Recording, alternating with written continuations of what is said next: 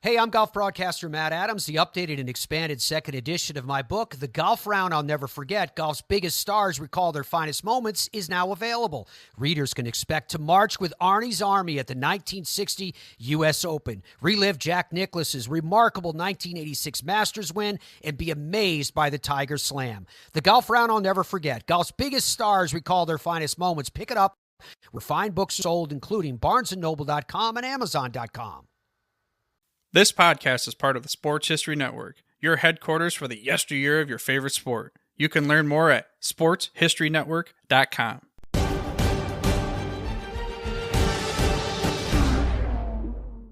Hello and welcome. I'm Dana Augusta, your host, and this is something new that we're doing here at the Historically Speaking Sports Podcast. Each week during the NFL season, we would take about 3 or 4 games from that week's schedule that are rematches of famous games in the long and storied history of the National Football League. Some were very memorable playoff games, while others were memorable and remarkable in other ways. One of the games that we will highlight in this opening week of the 2024 season is the only postseason loss for one of the greatest coaches in sports history, while another was a memorable AFC title game that saw a team become only the second wild card team to reach the Super Bowl, and later the first wild card to win it. Finally, the third game remembered in this week one historical primer was a total blowout that though no one knew it at the time, would be this quarterbacking legend's final game. We will begin with the matchup between the Packers and the Eagles. On the day after Christmas 1960, the two teams that surprised the experts and arrived in the NFL Championship game at historic Franklin Field in Philadelphia.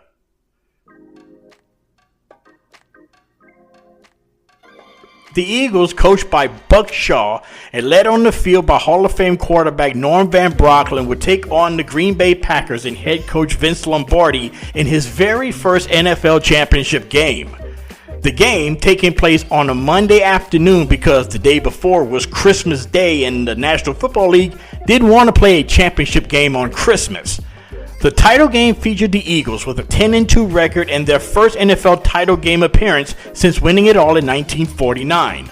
Meanwhile, the Packers in their first NFL championship game since 1944. An interesting note, just like today when teams could turn things around in a quick way, both the Packers and the Eagles had both finished in last place in their conferences just 2 years earlier. On the first play from scrimmage, a lateral from Van Brocklin deflected off the hands of receiver Billy Ray Barnes and was intercepted by Bill Quinlan of the Packers, giving Green Bay possession at the Philadelphia 14-yard line. Opening the game in negative territory, the Eagles kept the Packers out of the end zone and relinquished just 3 points on a Paul Hornung field goal. In the opening minutes of the second quarter, Hornung kicked a second field goal from 23 yards out to give the Packers a 6-0 lead. Behind 6-0, the Eagles finally found their stride offensively. Midway through the second quarter, the Eagles found the end zone as Van Brocklin connected on his 35-yard touchdown pass to Hall of Fame wide receiver Tommy McDonald. After a Bobby Watson extra point, the Eagles had their first lead of the game 7-6.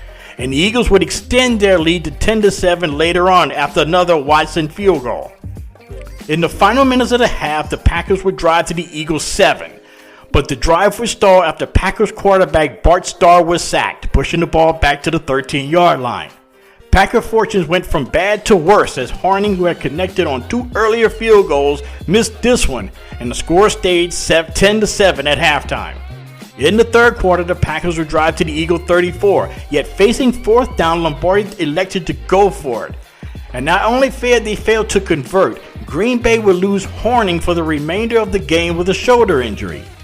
On the ensuing possession, the Eagles would drive into Packer territory, looking to take advantage of the failed fourth down attempt. However, the Packers' defense came through, forcing a Van Brocklin interception in the end zone and placing the ball on the Packer 20-yard line, going the other way. After failing to gain the 10 yards and a first down, the Packers had lined up to punt. In punt formation, the ball was snapped to receiver Max McGee, and he ran 35 yards on the fake punt to not only gain the first down, but place the ball in Eagles territory. In the opening minutes of the fourth quarter, the Packers would culminate the drive with a 7-yard touchdown pass from Starr to the hero of the fake punt, McGee, to give the Packers a 13-10 lead. On the ensuing kickoff, Ted Dean received the ball at the 3-yard line and returned it 58 yards, giving Philadelphia excellent field position at the Green Bay 39. Dean provided what turned out to be the margin of victory for the Eagles with a 5-yard touchdown run on a sweep led by a key block from guard Jerry Hughes with 5:21 remaining. The Packers had the ball on the final possession of the game and had crossed the 50, needing a touchdown to win.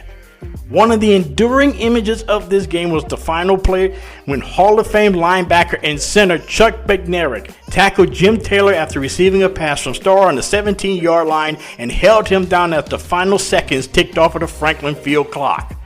The Eagles won despite being outgained in the game 401 yards to 296, with only 13 first downs as compared to 22 for the Packers.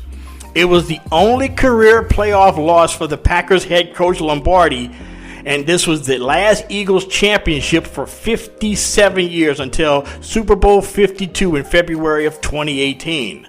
Van Bronklin was named the game's most valuable player despite only completing 9 of 20 passes for 204 yards with 1 touchdown and an interception.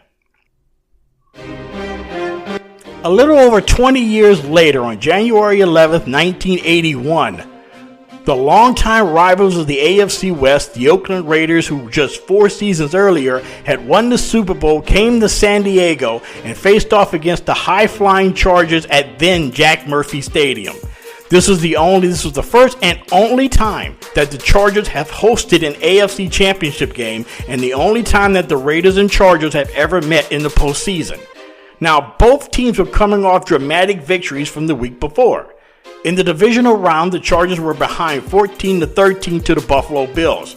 With 2:08 remaining in the game and the Chargers with the ball looking to get in the field goal range for kicker Rolf Panerska, Dan Fouts connected on a 50-yard touchdown pass to Ron Smith to give the Chargers their first postseason win since they joined the NFL in 1970 and their first since the 1963 AFL Championship game. Meanwhile, the Raiders, who were a wild-card team, had defeated the Cleveland Browns in Cleveland in the famous Red-Right 88 game. Late in the fourth quarter, the Raiders led 14-12 with the Browns driving for a go-ahead score. But instead of going for the field goal, the Browns elected to try for a touchdown instead. The result? A blindside pass was intercepted by Raider defensive back Mike Davis in the back of the end zone to preserve the victory for the Raiders. In the Raider-Charger championship game, Oakland built a 28-7 first half lead by quarterback Jim Plunkett.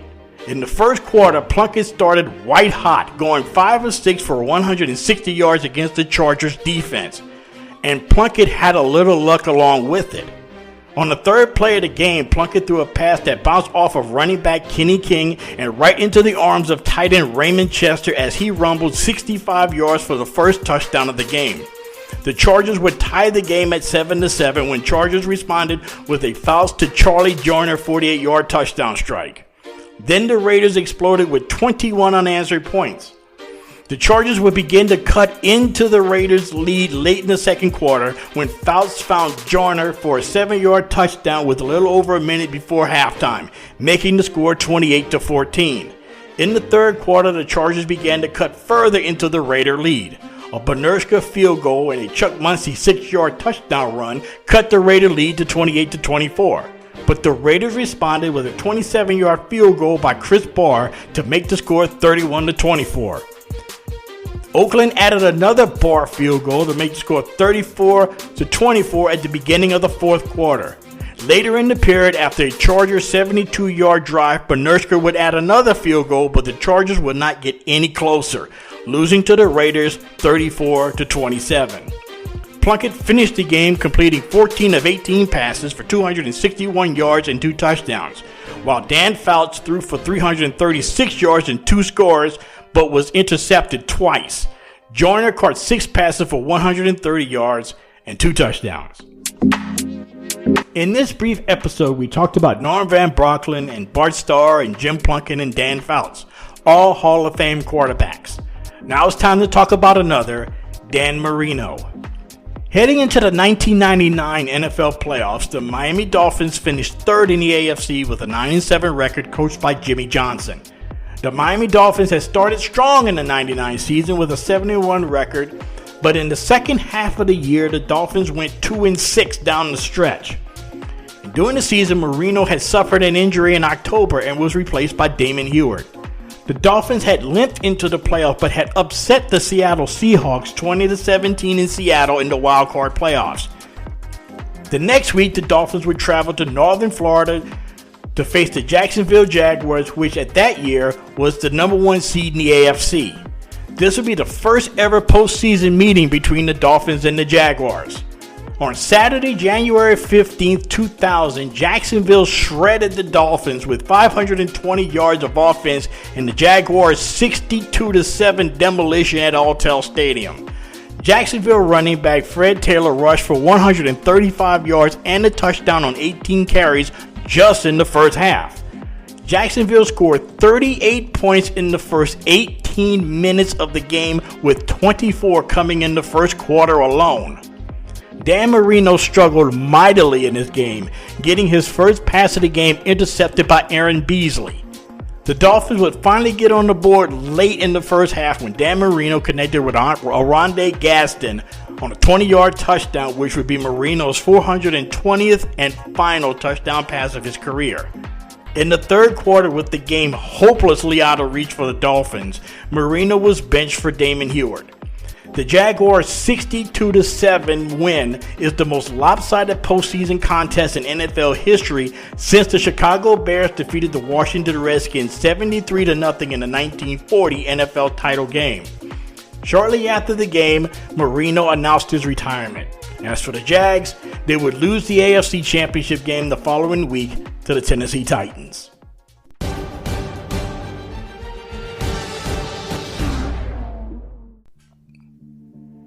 And that will do it for the Week 1 edition of the Historically Speaking NFL Matchup Show.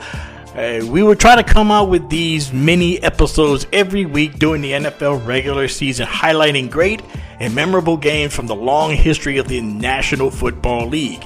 As usual, this podcast comes to you from the Bill King Memorial Studio in the sports wing of TM4 Enterprises, located in suburban Atlanta in the shadow of Stone Mountain. To get more content of Historically Speaking Sports, you can check us out on Twitter at historicallysp2, or you can send us a line at historically.speaking.sports@gmail.com. Please, if you have not done so already, it really helps me out. So please subscribe to the show. We're giving you new content here. Tell your family, tell your friends, tell your neighbors, tell a passerby on the street about us, if you really do believe they like sports history. And until the next time I come to you, stay blessed, stay cool, and be the best in everything that you do. It will make the world a much, much better place. Later. This podcast is part of the Sports History Network, your headquarters for the yesteryear of your favorite sport. You can learn more at sportshistorynetwork.com. Hey there, sports history fan. This is Arnie Chapman, a.k.a. the Football History Dude. And I hope that you enjoyed this recent episode presented by the Sports History Network and were able to learn some good old-fashioned sports history knowledge nuggets. I started the Sports History Network back in 2020 with the mission to help podcasters find a community of like-minded sports history nerds, as well as helping aspiring podcasters to start their own shows. We have a little bit over 30 shows on the network right now covering all sorts of sports history, but as far as I'm concerned, we're just at the toothpick in the ocean moment, that can't even figure it out because there's so much more coming. We wanted to create the ultimate headquarters for sports yesteryear, starting with Podcast Network and our website, but we're going to continue to move into other mediums as well. And here's the cool part, because we want you to be part of our team. So if you're interested in starting your own podcast, or maybe being a guest on one of our shows, or who knows, maybe even writing an article for us over on the website, seriously, all you got to do is reach out to us on the contact page over at sportshistorynetwork.com. You can be as technologically savvy as a Neanderthal tapping on a stone trying to figure out this whole hieroglyphics thing back in the day. Again, it doesn't matter, because even if you don't understand the whole podcast space, we have a production team that can pretty much help you out with doing everything. All you got to do, head over to sportshistorynetwork.com, head to the contact page, fill it out. That message goes right to me, and I'll reach out to you as soon as I can. But for now, dude, I'm through if you're through.